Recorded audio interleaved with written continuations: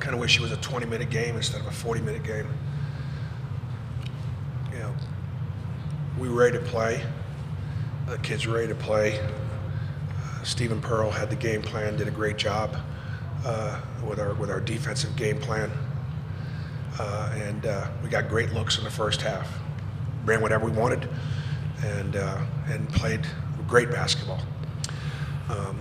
In the second half, I don't think our guys we were as prepared for how aggressive they would be. I'm sure that Calvin jumped all over them at halftime and just lit them up. And they came out and they guarded us much harder, much better. And then we didn't respond to it. In other words, we probably anticipated that that's how they'd guard us in the first half and then deal with it. It actually worked to our disadvantage because that's how we expected them to play from the beginning. And when it was so easy in the first half, I think there's a chance we thought that that's how it was going to be for the rest of the game because we were dominated in the second half on both ends of the floor. Okay, we'll start here on the right. Players only, please. Guys, a pretty emotional end to a long season for you guys. You know, what are your thoughts on maybe having played your last game as Auburn basketball players? You know, the experience was great. You know, this is Zep's last game in college, so I mean, I wish we could have won for him and like just competed at our best for Zep. 'Cause, you know, like he's done for good for college. He doesn't have another year, but you know, we just keep, you know, move on to the next play. That's what Coach always say. I mean, same thing Jay Will said, for real. I mean, this was Zep's last ride. He doesn't have a COVID year to use. Like me and Jay Will, we got another year of eligibility left. So, I mean, for us to, you know, go out there and just put it all out there on the court, try to get a win and keep the season going, but came up short tonight. You know, hats off to Houston. Like Coach BP said, they came out, you know, it was aggressive second half. You know, it's my last game. You know, I love these dudes. I love the coaching staff, the walk-ons, the AD, everyone in Auburn. Be an Auburn man forever. But, you know, this ain't the end. You know, we coming back next year, you know, so like I say, it's gonna be Auburn forever.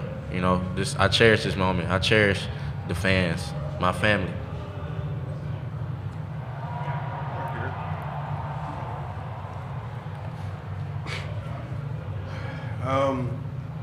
What were they able to do differently in the second half, particularly defensively? There was this long stretch and you guys just couldn't get a bucket or sometimes get a shot off.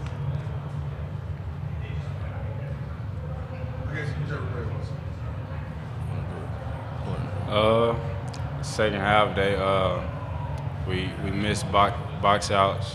They got offensive rebounds, second chance points, and then they lined us up and drove us and got to mid-range shots. You know, they was able to knock down mid-range shots.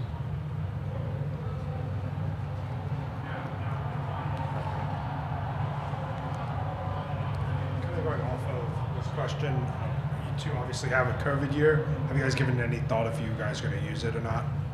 I haven't really thought much about it, you know, because, I mean, I'm locked in into, like, what was now. So, I mean, now, I mean, I think more about it, see what I talk with my mom and my family, see what's best for me, talk with BP, see what's best for me and, like, what's going to work out. So, I haven't really thought much about it.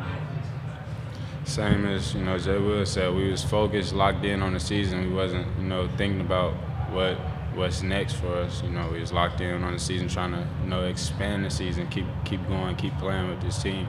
But now that it's come to an end, you know, sit down, talk to coach, talk to my family, and make a decision.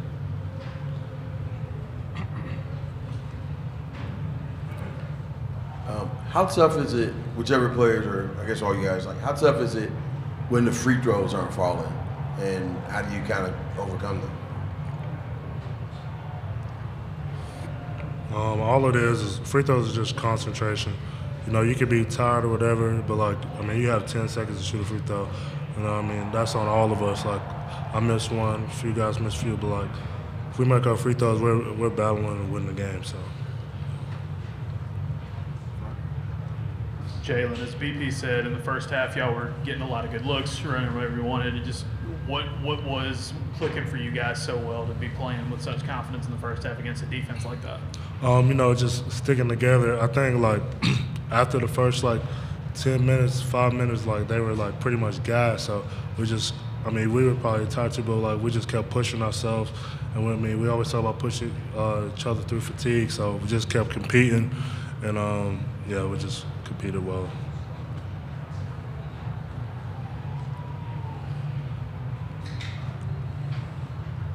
Joe Goodman, AL.com, Zep. Congratulations on the career.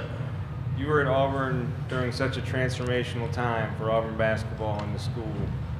What was that like to experience, and how are you going to take that away?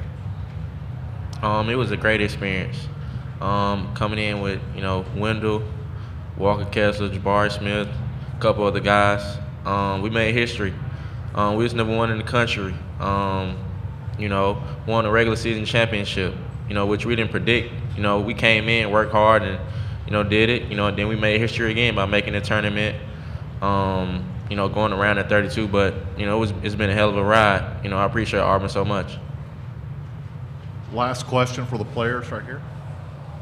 Guys, can you talk about what it was like having the fans show up the way they did for you guys at Birmingham today? I mean, it's essentially a home court advantage. The fans showed up. They were loud the whole time. Can you talk about the fan support? They show up every time. The fans, they come in packs, come deep, show up. They cheer us on. They cheer us on when we lose, whether we lose or win. They're there every time. Showing their support, and we can't express a thank you enough to the fans for all they do. Okay, players, thank you. You're dismissed. Take your nameplates. Take that. Take your nameplate. Take Al's. We'll start right here up front. BP, you talked about it in your opening statement about the way they changed up their defense in the second half. You said they were more aggressive. Just what all was giving you guys trouble from what they were doing on the defensive side of the ball? They guarded us in the second half like we thought they'd got us all game long. They got great athletes. They pressed up on the ball. They made it really difficult for us to run our offense. They extended catches, that it just our execution, our spacing, we just weren't sharp. And I don't think we played. In the first half we had 8 assists and only 2 turnovers. In the second half we had 3 assists and 5 turnovers. So we didn't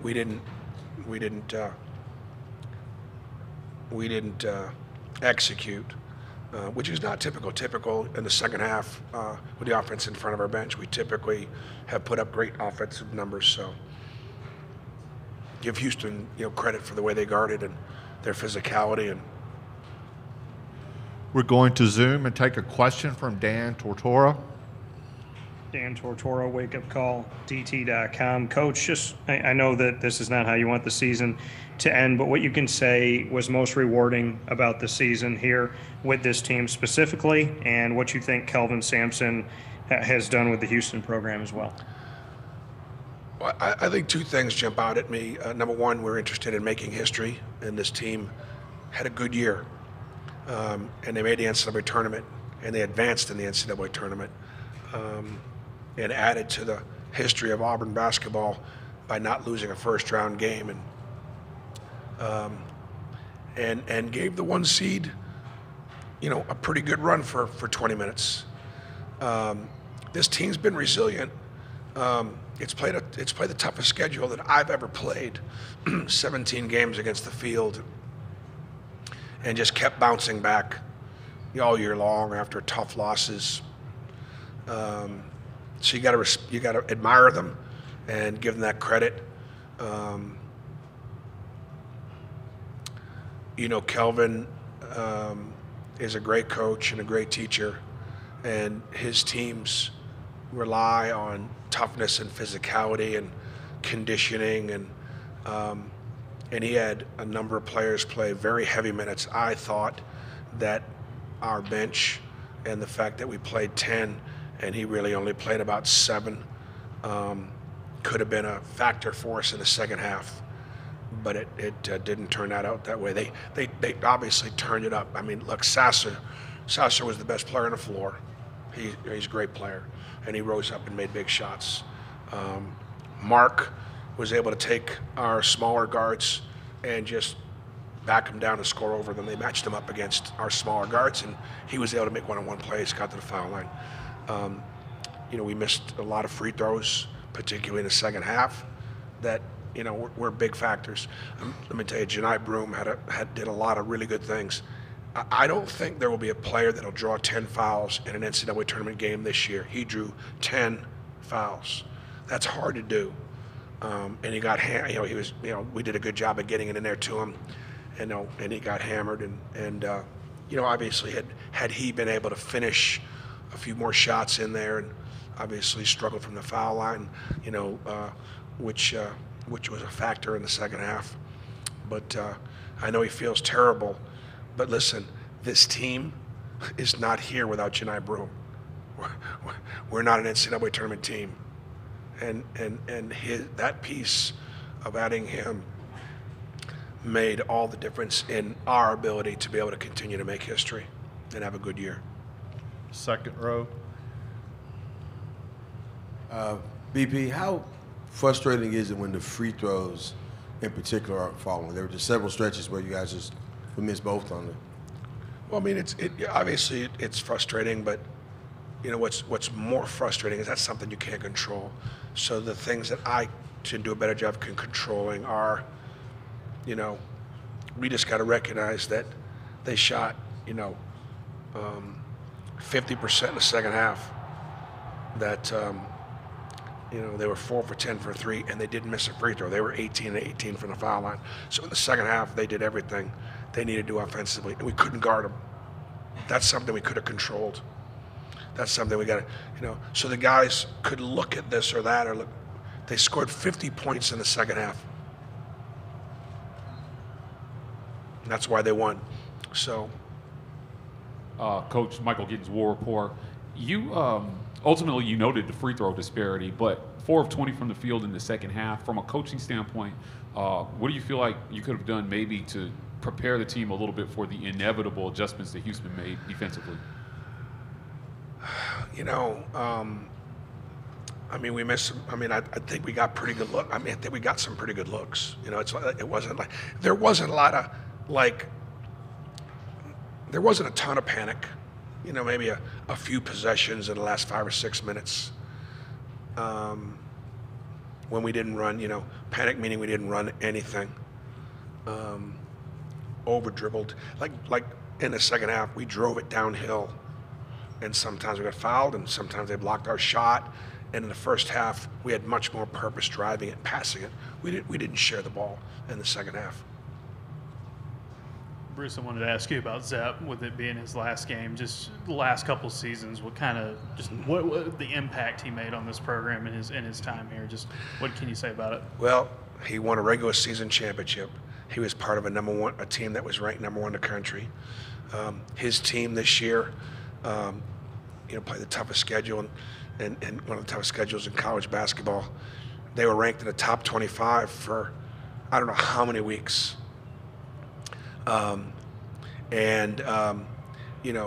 way Zep is as a person, the way he is as an Auburn, trying to be an Auburn man, I can hardly wait to begin to go to work and start to talk to our donor base and our alums. If Zep's played his last game and decides he wants to do something else, the Auburn family is going to line up to hire that kid. Line up to hire him because he's a winner. He's a hard worker. He's loyal, and he's everything. You know how you bring somebody into your organization, your team, your family. You make statements when you bring somebody in like Zep Jasper.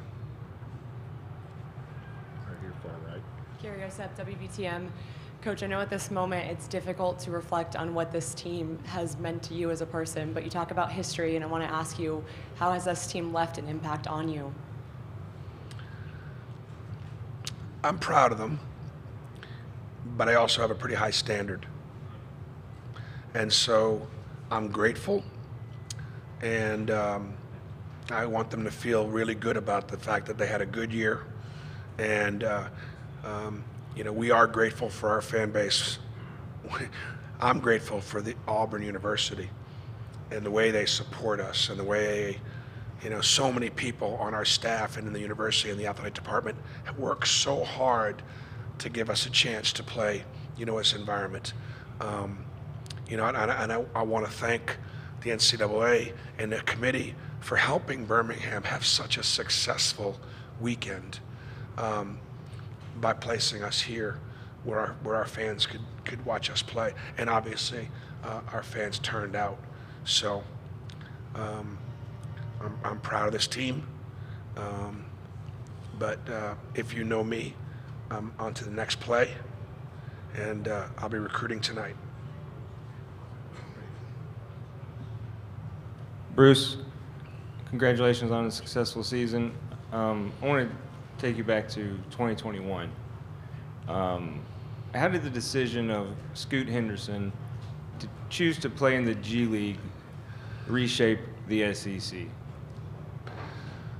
How do you think it changed? That was pre-NIL. So is there a chance that with NIL, Scoot Henderson, you know, Scoot comes to Auburn? Possibly. But he had an opportunity to do something for himself and his family. And he was certainly physically mature enough. But, you know, you could just draw a list of guys that could have been on this team, from Jaylin Green to Sharif, Isaac Still, you know, Walker Jabari. You could have a lot of fun doing that. But they weren't. And this group managed to stay together. I'll tell you, a lot of teams with lesser character, I think because we had so many tough losses, could have fallen apart. This team didn't. But we're disappointed. We had the #1 seed in this region on their heels. And Houston did the things they needed to get back in the game, but we helped them. Last question, far right. Coach Pearl, Jack Patterson from WRBL in Columbus. After, you know, such a tough loss to a bittersweet way to end the season, but what lessons do you take from a year like this as you move forward to the next season? Well, if it's not broke, don't fix it. What we do works. We'll recognize and honor these guys, you know, for their contribution. I'll be shifting gears now, helping, you know, the guys that are going to want to take a look at maybe where their draft status could be. We'll look at that.